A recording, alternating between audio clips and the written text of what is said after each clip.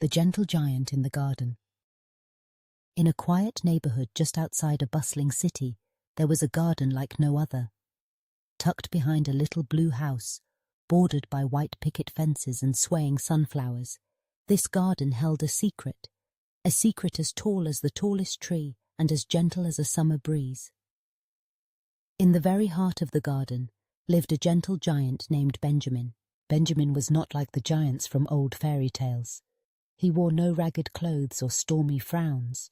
Instead, he had huge, sparkling eyes, a kind smile, and wore suspenders the colour of ripe strawberries. He was as tall as the tallest lamppost in town, but his voice was soft and low, like the humming of a bumblebee. Every morning, before the sun peeked over the rooftops, Benjamin awoke to water the wildflowers and whistle to the robins. Unlike others who might be scared of a giant, everyone in the garden loved Benjamin. The daisies leaned towards him for his gentle pat. Chubby bumblebees napped on his shoulders, safe and sound. Even the shyest chipmunk grew brave enough to scamper across his big, warm feet. One bright morning, as Benjamin was tending to a patch of tulips, he heard tiny voices chattering from beneath the leaves.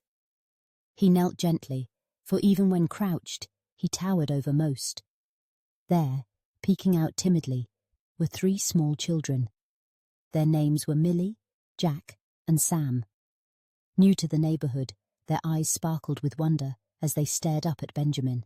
"Hello, little ones," Benjamin greeted them softly. "Welcome to the garden. Is there anything I can do for you?" The children shuffled their feet. Little Millie, gathering her courage, piped up.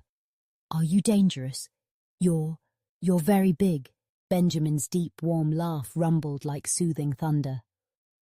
"I suppose I am big, but dangerous. Never. I'm as gentle as the petals on a rose."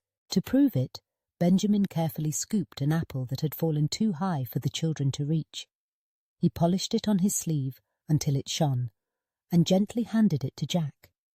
The children grinned, feeling the kindness radiate from this remarkable giant.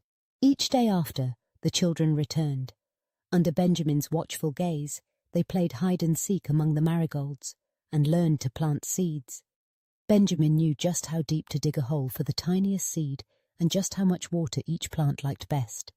He told stories of the garden at dusk, how the fireflies liked to swirl around his head, thinking his hair was made of wild grass. Word of the gentle giant spread throughout the neighborhood. At first, neighbors peeked shyly through gaps in the fences, hesitating to approach. But Benjamin only waved and offered his biggest, friendliest smile.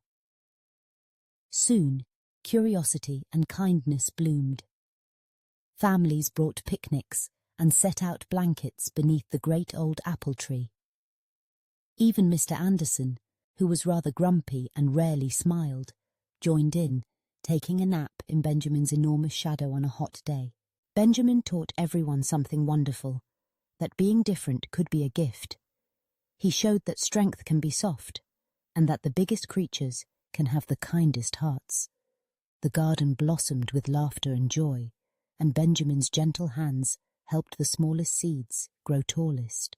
As the sun faded behind the city, and fireflies flickered in the warm evening air, the children would wave goodbye, promising to return the next day. Benjamin would hum a lullaby to the garden, his deep voice wrapping everything in calm. And so, in that magical garden in America, the gentle giant watched over his friends, teaching all who entered how beautiful kindness could be, big or small.